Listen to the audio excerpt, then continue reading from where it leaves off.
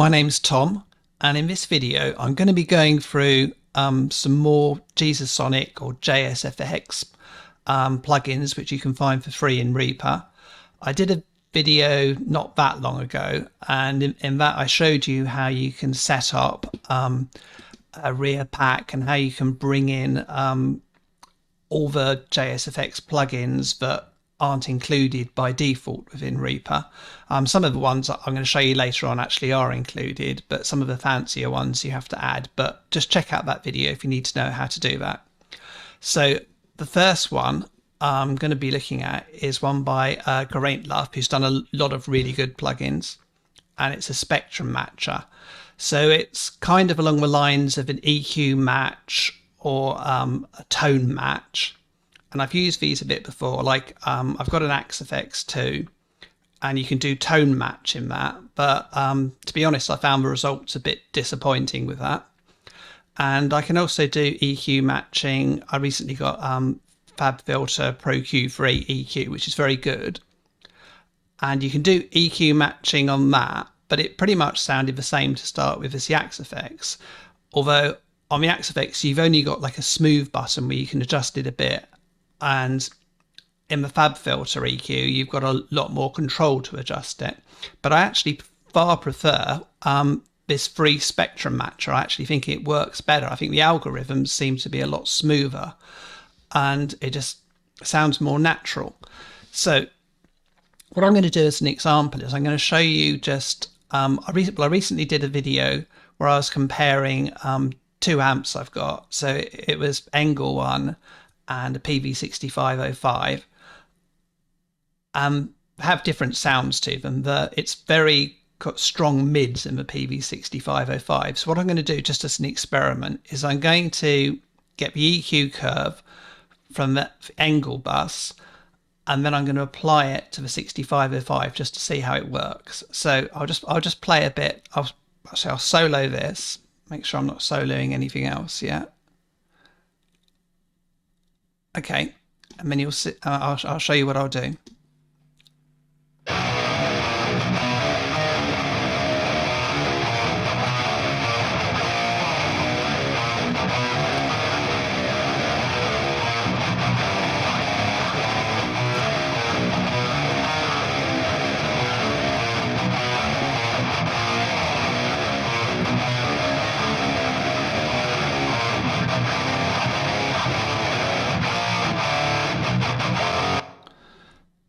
Okay, so it's shown a basic EQ curve on here. So what I'm going to do now is I'm just going to go into Save Presets. I'm going to save it Engel bus in there. And then now what I'm going to do is I'm going to go to the 6505 bus here. So now just reset the ones on here. I'll just play it how it is, so you hear it initially, and then I'll apply the EQ I saved.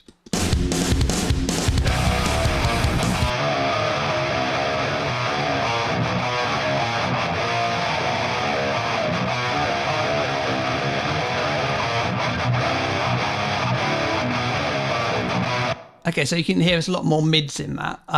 So what I'm going to do now is I'm going to bring in the preset for the Engel one. And then I'm just going to play it and then press correct.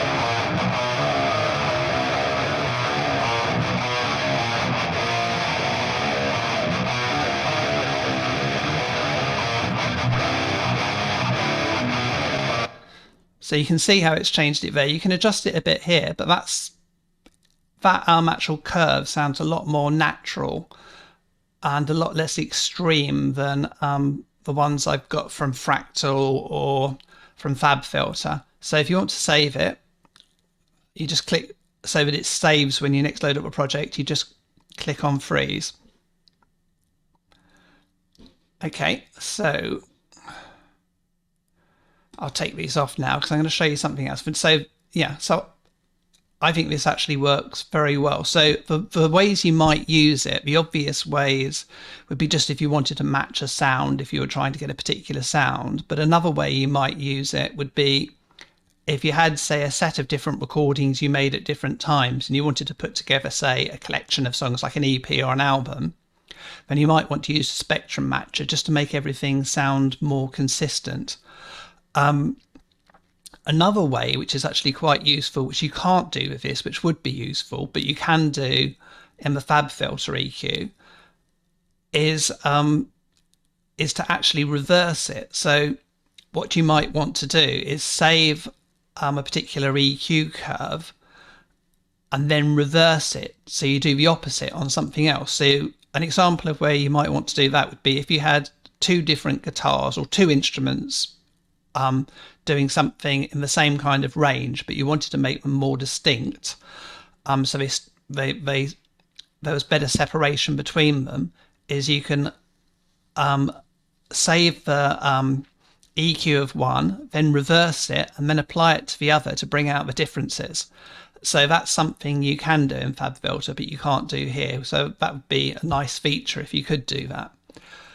Okay, so the next one I'm going to show you is I'm going to show you one which was recommended to me by several people. Came up and they said a really good free JSFX plugin is Bass Professor. There's actually two of them. So there's the initial one here, and then there's one with a bit more control here, but it's not necessarily one's better than the other, but you just have a bit more control of this, and this is more used for character. So I'll just play a bit of bass. I'll play a bit of bass with just the drums. So I just did a DI track here, and I'll do it with drums. Okay, so and then I'll bring this in and play with it a bit just so you can hear what it's doing.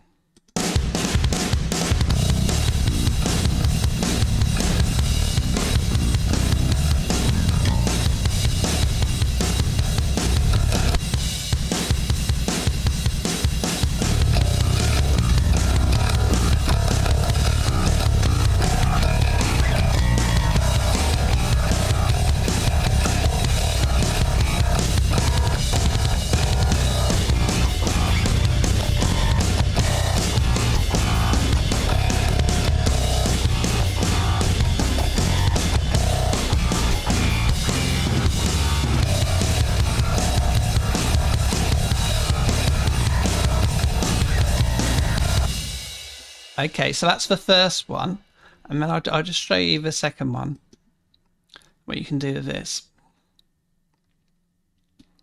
So I'll play it just to start with without anything, and then I'll bring it in and then just play about with it so you can see what it's doing.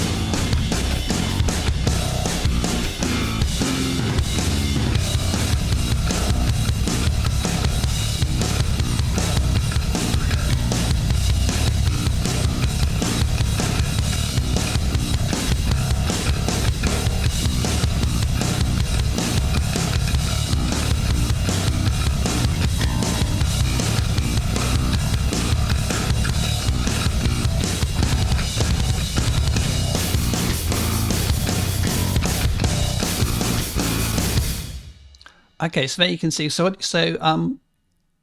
it's kind of applying multi-band compression across it. You've got the other ones, and then you've got some saturation or dirt.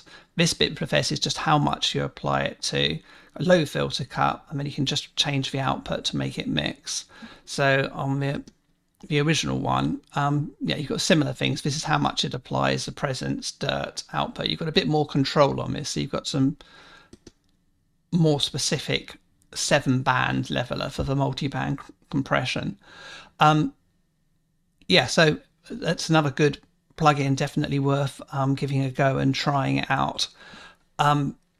Okay, so the next one I'm going to show you is one where you would more use it on the master bus. So this is RC Inflator. So this is based on the Oxford Inflator. So it's using the same algorithm as that. And that's quite an expensive plugin and quite popular.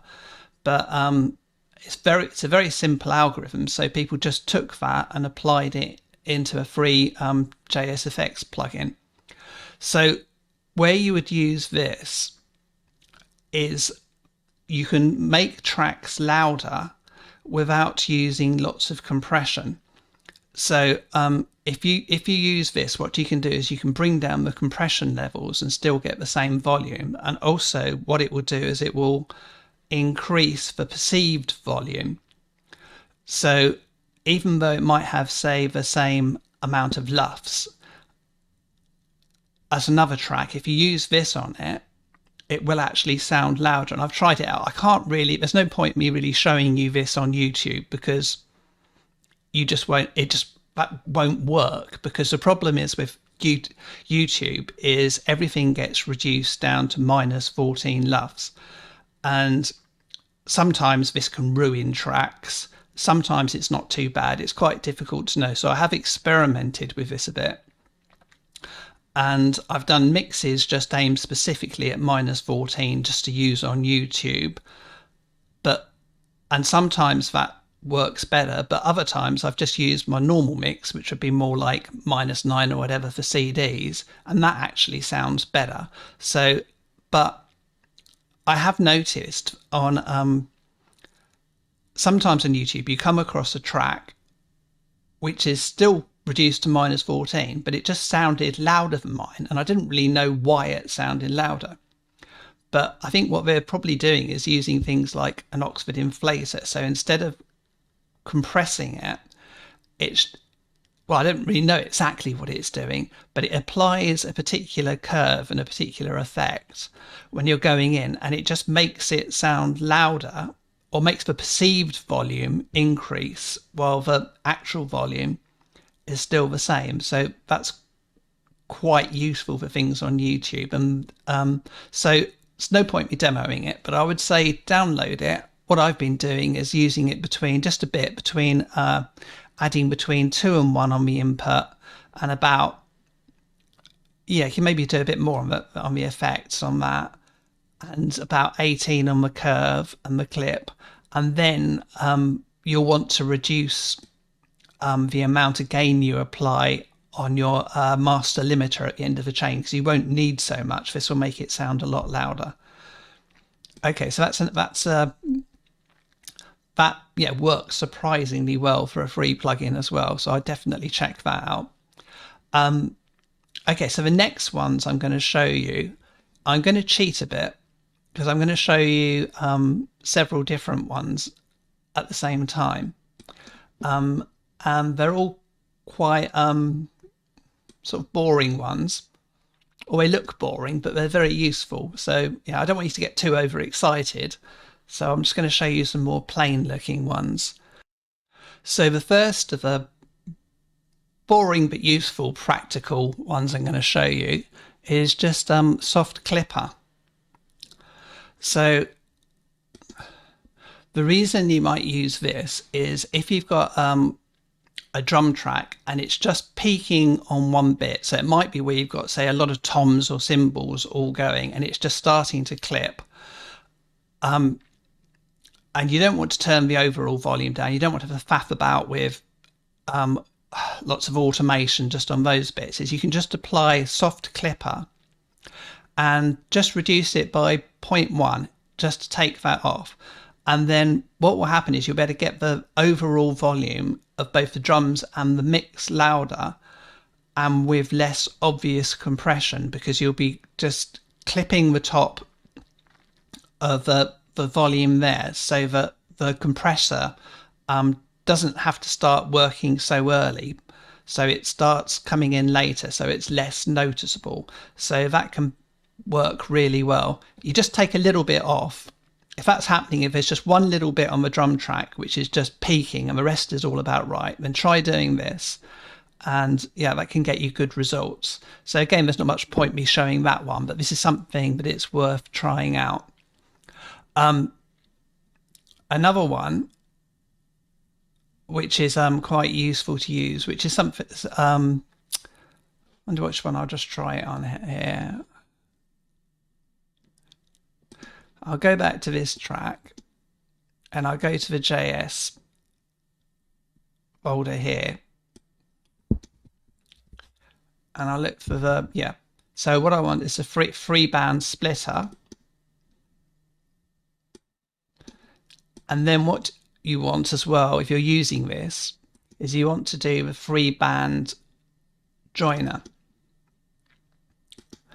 So where you would use this one is if you want to treat different frequencies, ranges differently. So I suppose an obvious example where you might use that would be if you're mastering, and you might want to have different EQ or compression on say the bass than you do to the treble.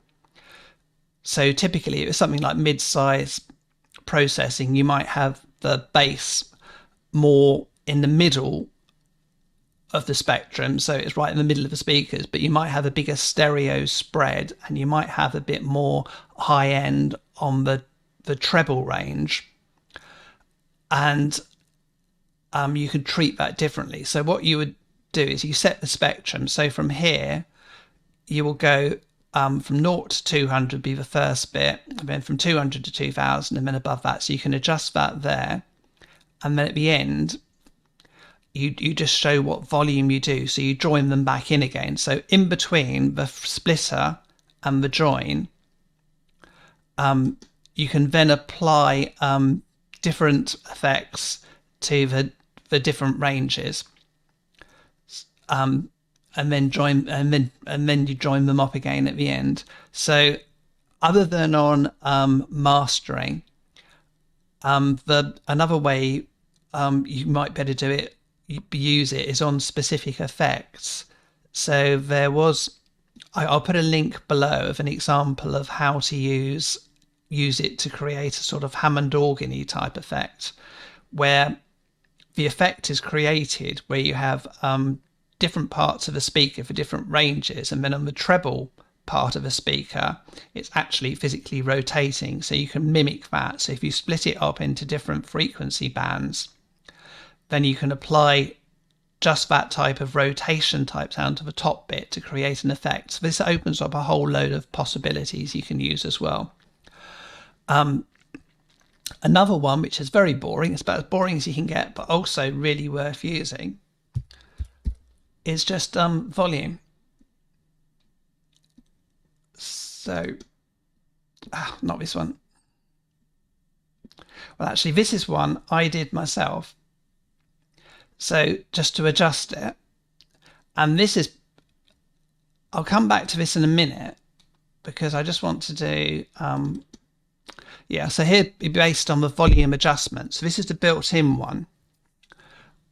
And where you would use this is after you've added in a plugin. Typically when you use a plugin, they'll boost the volume by default to make it sound louder, just because that makes it sound better, when it might not actually be doing anything, or might not even be making things worse. So it's a good idea after a lot of plugins to just put in the volume adjustment one and just reduce it to the same level, so that when you're turning them on and off to see the difference, you're not tricked by it being louder. So this does bring me on to the fifth category, or the fifth set, which is basically ones you can do yourself. So yeah, the big advantage of the JSFX plugins is that you can actually just go in and you can see actually all the code. I mean, there's hardly anything in this, as you can see. So if there's something you don't like, or something you want to change, or you want to change the default values, or you want to combine two different things together and make your own plugins, you can do it yourself. So I'm kind of cheating as making this a fifth category. So I did do a video before just starting off, and the most simple one I could possibly do, just to do it with your own interface, which is actually using buttons which came from Great Love, who remember did the first Spectrum one, which I showed you to start with, and has done a lot of good plugins. He also made this available, so if you want to have a go, you can try it yourself. So I've applied volume to here, and just made a new plugin from this, which is about as easy as you can get. And I've got a video I'll include in the link which just gets you started. But then I did to give you an example of what else you can do, is I did a more complicated one where I'll apply this to the bass. So I'll do this with I'll play the bass and the drums together. They're on already.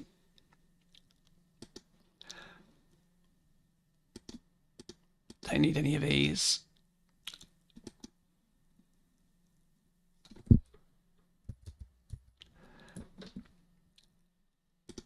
So this is one I basically ripped off the scripts for the there's one called an ossifier, and it's kind of based on like the Zakk Wylde from Ozzy's band. He's famously used SPX 90, which has a very specific, almost lo-fi chorus effect. And it's also used famously by Butch Vig on Nirvana's Nevermind. On the bass, they used this effect a lot from the SPX 90s. That's why I called it SPX Nevermore. So what I'll do is I'll just play a bit of this, and then I'll put this on the track with the bass so you can hear what it sounds like.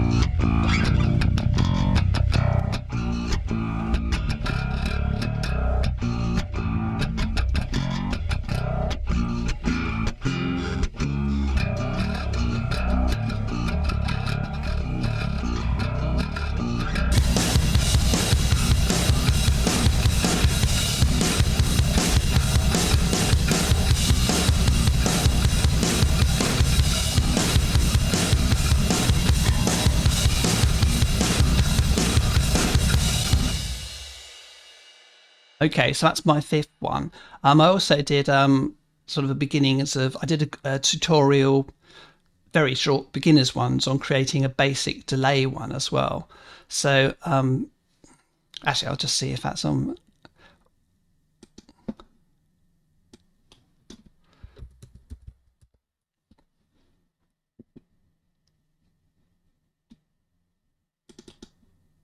Yeah, there you go.